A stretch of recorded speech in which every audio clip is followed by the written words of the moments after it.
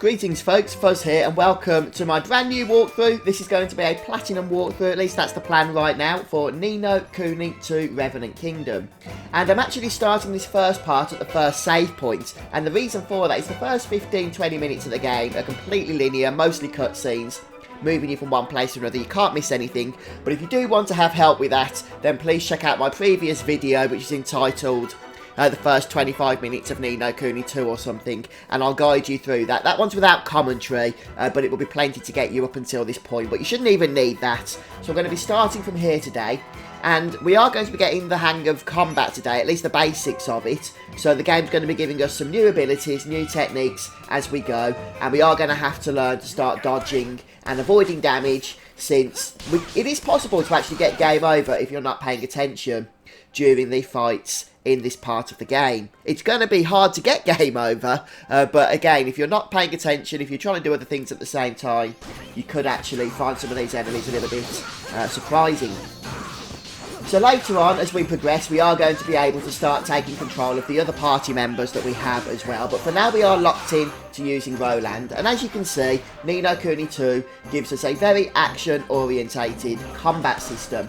Very similar, actually, to games such as Kingdom Hearts. And I've been playing Final Fantasy 15 recently, but I've got to say, I actually prefer the combat of No Kuni II. I just find it a little bit more fluid than it is in Final Fantasy 15. In that game, you tend to have so much going on, everything can become a little bit confusing. And it's not that things don't get confusing in No Kuni II, you do have to pay attention, but it's in a more acceptable way, if that makes sense. Hopefully it does. Anyway guys, before we get really into the walkthrough, I just want to say thanks for joining me for this video. Hopefully you'll stick around for the whole series. Please do subscribe to my YouTube channel if you haven't already. And as I say, I am actually planning on doing a platinum walkthrough for this game. So similar to how I did with my Final Fantasy 12 walkthrough, which was really popular by the way. I'm glad that helped so many people. I'm going to be breaking these episodes down into, you know, parts and episodes like part 1, part 2, etc. for the bulk of the story. But then a lot of the side quest content I'm going to separate off, so if you want to just focus on the story, then focus on the episode numbers. But if you want to do absolutely everything that this game has to offer, then make sure you favourite the playlist that all these episodes are in, and just check out all the videos that I put out there for you guys. And I will be live streaming No Kuni II as well. That's going to form the bulk of the walkthrough as well. So make sure you come and stop by those if you're able to, as I'm, you know, recording them live, so you can come and say hello. But if not, don't worry, the archives will always be there for you afterwards, so you can still follow along with the game. And so getting back to the game here, we're going to be entering our first dungeon in a moment's time, and it's going to be the Ding Dong Well, which is a sewer. And one of the ways that the game helps you is the way that you have the quest objective. The current active quest is actually marked on your map, so it doesn't actually show you the path you need to take, but it gives you like a crow's eye pointer as to where you inevitably need to end up being in order to progress the quest. So what I would advise guys is when you're in a dungeon, when you're in a new room or whatever the case may be, before you go straight for the objective marker, just explore, just have a look around. You'll see that's what I'm going to be doing throughout this episode. You'll generally find there's lots of treasures to pick up, and there's multiple different types of treasures you can get. There's sparklies on the floor, and you can just run into those and pick up whatever they're going to give you. In most of the cases that's going to be money. And you can also open chests. There's two types of chests that I know of. There's the red treasure chest, which is what we're going to be encountering today. And that's just a chest you go up to, click the action button, you'll open it and get the item from it. Some red treasure chests are in areas that aren't accessible to us at the moment in some of these dungeons, so we'll have to come back later once we can access them in order to get them. And the other treasure chest type is the blue treasure chest. Now they are going to require keys to unlock. So initially when we come across those, we're not going to be able to open them. So don't worry about that, I'll talk about that more in due course. So there are going to be a few other mechanics introduced to us today as well, but the game does a good job at explaining them to us. So we'll look at them more deeply as and when the time comes. And the cutscenes in No Kuni II are generally in this style, as you're seeing now, which is just text on the screen. And unfortunately that's one of the things that I'm a little bit disappointed about with the game. Is the fact that it's not fully voice acted. I would have liked to have seen that. But there are still cutscenes with voice acting, so it's not like a completely sad situation. So anyway, we're going to reach this passageway. The objective marker is on the door. showing us that it is a secret door. And as we enter through into the new area, we do actually enter today's dungeon, which is Ding Dong Well. And straight away we can see these shinies on the floor. And we can see enemies up ahead. We get a bit of text here telling us about the battle area, which is something that happens in dungeons when you engage in new fights. And in order to escape from enemies, you have to run to the edge of the battlefield. And then you have to wait while your escape bar fills up, and then you can escape, if you want to do so. You'll also want to break some of the, well, the breakables, quite frankly, like the pots and stuff that are littered around the place, since they too can contain treasures. Usually of the same quality of the sparkles on the floor. Incidentally, that sparkly treasure, it does respawn once you've gone through battles, and if you move far enough away or head into different areas. So if you want to farm those sparkles, then you can actually do so. Now we'll head towards the save point, and this will kick off another cutscene where we unlock a new ability for Roland.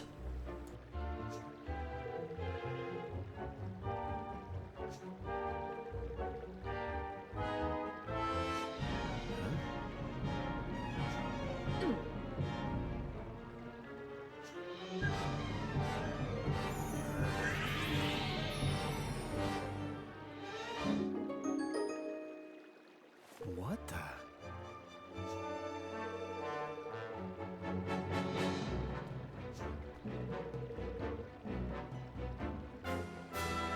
Okay, so we're learning a little bit more now about Zing and how it works. So basically, as a weapon builds up its Zing, which is the percentage that you can see under the weapon, it will become more powerful, and you can actually use it to unleash more powerful skills, or your skills become more powerful the higher that is. However, once it gets to 100%, you can unleash a really powerful skill, and that will reset it back down to 0.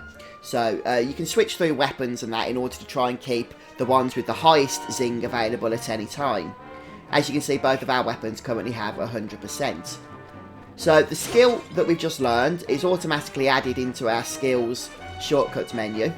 And you simply hold the R2 button down, and that will bring up the skills shortcut menu, and then you press one of the radial buttons on the PS4 controller or whatever controlling system you're using on PC in order to go ahead and select those skills in battle.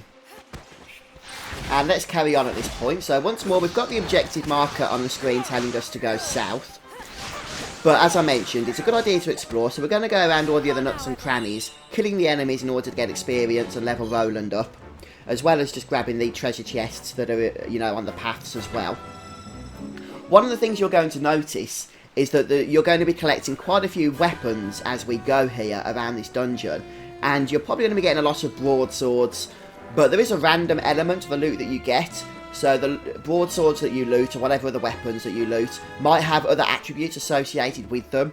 So always try and just go into your main menu once you've started to loot a few weapons, and just see if any of them are upgrades to the weapons you already have equipped to replace them with, even if they're the same name.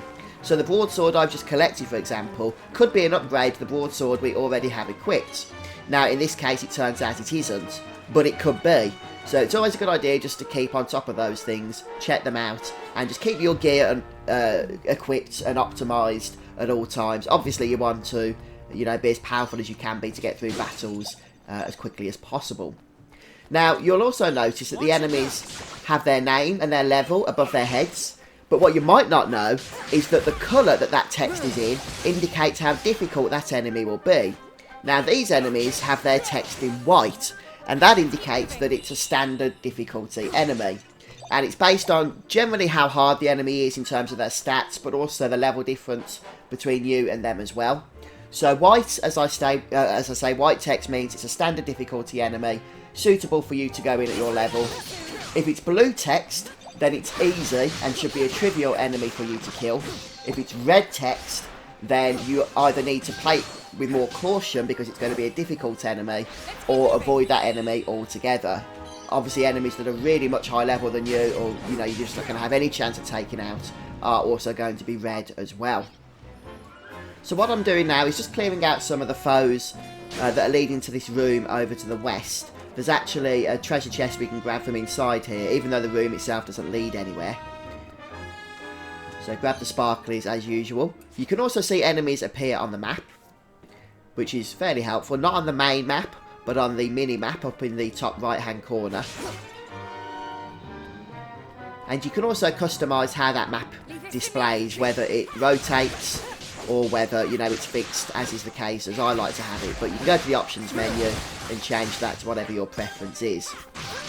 So the enemies in this room can be quite challenging, so just pay attention as you take them out. Let's keep moving. And then, of course, make sure you grab the treasures before we go ahead and leave. And as we head around here and back out of this room, there's actually another room that's also a dead end that we can head into and kill some enemies and grab some loot as well, which is just on the other side.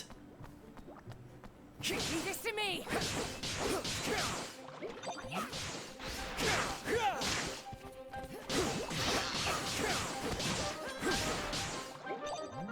You're not hurt, are you?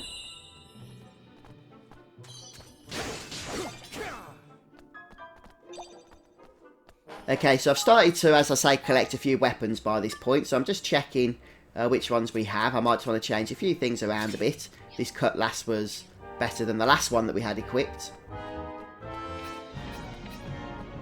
And we've actually gone ahead and cleared all the enemies out now in this area, so before we just follow the objective marker, which takes us into the next area that we need to go to, just head back to the save point and make sure we save our progress.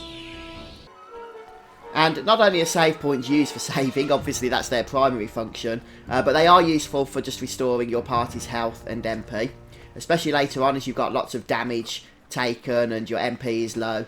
You're going to be, you know, hovering around save points for farming and all sorts of stuff for those reasons.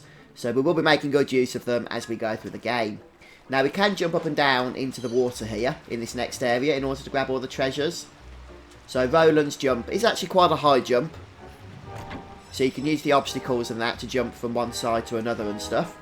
And just continue to break the obstacles here and grab the sparkly stuff on the floor, killing the enemies as we go. By the way, folks, if you're new to Ni no Kuni, then don't worry too much if you've not played the first game, Wrath of the White Witch, because Ni no Kuni II is a completely self-contained story. So the characters that we're seeing here and playing with, and are going to be with us throughout the game, are a completely different set of characters than were available in Ni no Kuni 1. So this is its own self-contained story. It's even though it's set in the same universe, the same world as Ni no Kuni, it's actually set a couple of centuries later on. So you can play this game without ever having played Ni no Kuni before and still have, you know, the same understanding as the rest of us as to what exactly is happening in the story. So we've got another room here just off the side. And we've got a treasure that we want to go and grab. So this area does look a little bit confusing because it's got multiple layers with the water down below. The map looks a bit confusing. But it's not that complicated. So just keep opening your main map if you get stuck. And once again, just clear out the entire area of enemies. Make sure you get all the treasures and that. One thing you will know with Ni no Kuni II, especially as you start progressing, is that you are going to have to do a little bit of farming, a little bit of grinding in order to get your experience flowing in and your levels increasing. That's not new for Japanese role-playing games. You know, a lot of them, you have to do so much farming and so much grinding just to, you know, get through some of the story bosses. Ni no Kuni II is not anywhere near that bad, but it does help to just, when you reach a new area, just spend a little bit of time gaining some levels and that before continuing on with the story. At the very least, you want to at least clear out the areas, as I say, before heading to the objectives. And one of the fun things about this game is that there's multiple different gameplay types as well. So obviously at the moment we're going through a dungeon, and this is going to be a major form of gameplay throughout Ni no Kuni II. But it's not the only form of gameplay. So there's going to be multiple features and that we're going to be unlocking with some addictive elements to them as well later on. So I won't go into those at the moment. I don't want to just bombard you with information you don't need right now. But don't think that this is all that the game has to offer, because this is just one part, albeit a major part, but still just one part of the fun you're going to be having when you're playing through Ni no Kuni II. So the currency in Ni no Kuni II is known as guilders. Since I played a lot of Final Fantasy recently, you'll have to forgive me throughout this walkthrough if I accidentally keep calling it Gil. It's just generally that the word Gil is on my mind when I'm playing Japanese role-playing games. But it is actually guilders. Now, you'll also notice I've only got one blue MP bar at the moment. And that's because I unleashed a skill earlier on. So to replenish MP in battle, all you have to do is unleash with physical attacks against the enemy. And as you can see, that's going to build our MP back up. And once we built it up, we can use it once again to unleash our skills. So in terms of when's best to use skills, you want to try and keep your weapons zing on 100%. As much as possible really, and then save it on 100% until you're ready to unleash a load of damage for whatever reason against a tougher enemy with a skill. But other than that, you can basically just fly through the enemies in dungeons, keeping your zing at 100% on all your weapons. And it looks like we've just about cleared out this next area now. So we can continue to follow the objective marker. Once we head down these stairs, we are going to kick off a cutscene.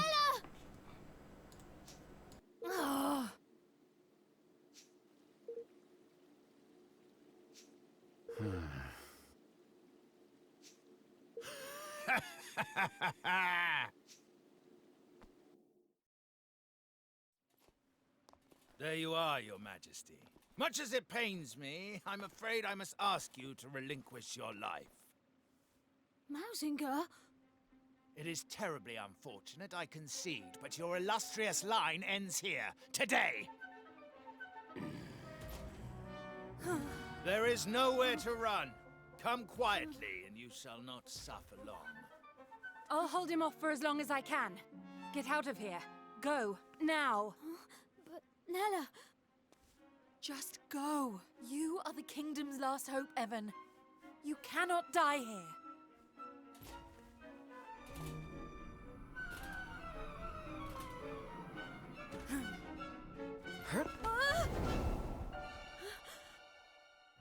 Nella!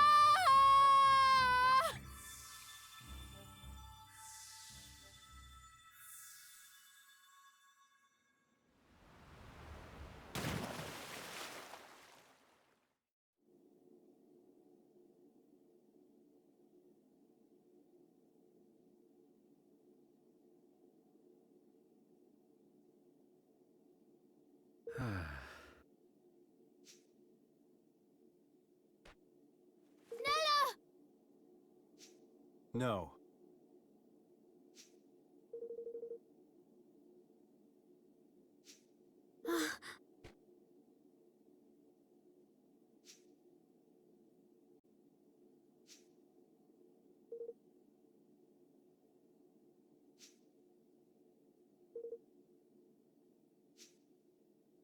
Okay, so Aranella has left us for the time being. It's just the two of us now. So Evan and Roland will have to try and handle this area by themselves. Once again though, it's fairly linear. So we're just going to head towards the objective marker here, collecting the treasures and killing the enemies as we go. And the enemies are only the same enemies we've just been facing, so there's no new surprises at this particular moment anyway. And don't forget you can dodge attacks on PS4 controller by pressing the L1 key down and then use the analog stick, the left analog stick, to move the direction you want to dodge in. Or you can hold the L1 down without the directional analog stick and you'll actually block or parry if you do that. So a couple of things there to collect and break. And we do have another save point coming up as well here.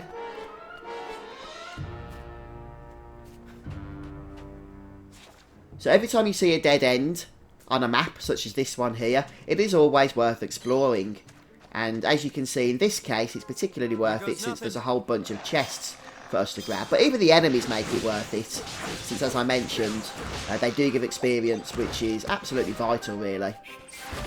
And for me, what I noticed in this area is that I actually get a nice item, a nice weapon, which I do end up equipping. But that was from an enemy, not from a chest. But again, that just shows why it's worth just killing the enemies and not missing out on them. And then the final chest over here contains another cutlass. So since we've got those new weapons, I'll go ahead and just equip some.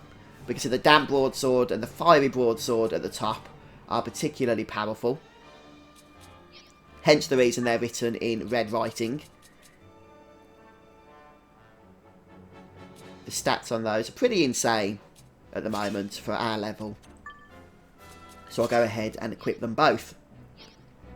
You can also equip armour in a similar way, but we don't have any armour to equip at the moment. So again, that'll come later on. But I'm going to finish off this first episode here, guys, so I hope this has been helpful to you. If it has, don't forget to support me by leaving a like on this video and subscribing to my YouTube channel. And leave a comment as well, letting me know what you think so far of the game. But thanks for stopping by today, guys, and do come back soon. And don't forget to join us on the live stream as well. Goodbye.